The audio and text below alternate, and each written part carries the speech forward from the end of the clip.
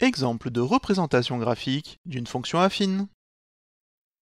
On souhaite représenter la fonction k qui à un x lui associe moins 2x moins 3. C'est une fonction affine de coefficient moins 2 et d'ordonnée à l'origine moins 3.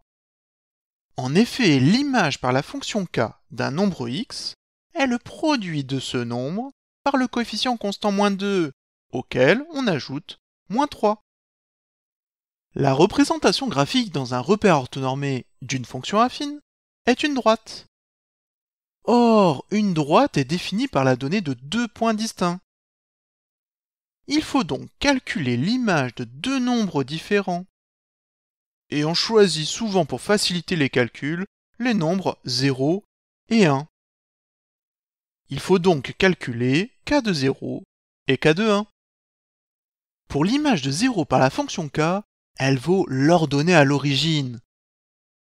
On peut faire le calcul pour s'en convaincre k de 0 est égal à moins 2 fois 0, moins 3. Moins 2 fois 0, c'est égal à 0, il ne reste plus que moins 3. Ainsi, l'image de 0 par la fonction k est moins 3, l'ordonnée à l'origine. Et il faut donc placer le point C de coordonnées 0 et moins 3. Pour l'image de 1 par la fonction k, il faut faire le calcul k de 1 est égal à moins 2 fois 1, moins 3. Moins 2 fois 1 est égal à moins 2, et moins 2 moins 3 est égal à moins 5. Ainsi, la courbe représentative de la fonction k passe aussi par le point D, de coordonnées 1, et son image, moins 5. Dans le repère orthonormé, on doit donc placer les points C et D afin de tracer la droite correspondant à la représentation graphique de la fonction k.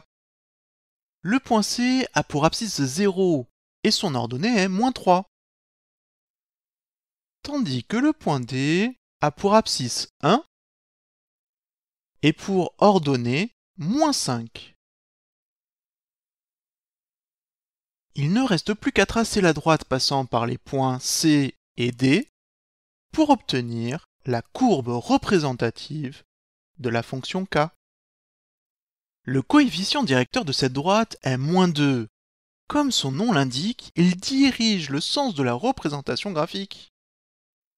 Comme moins 2 est négatif, plus on avance dans les abscisses et plus les ordonnées diminuent. On dit que la fonction est décroissante.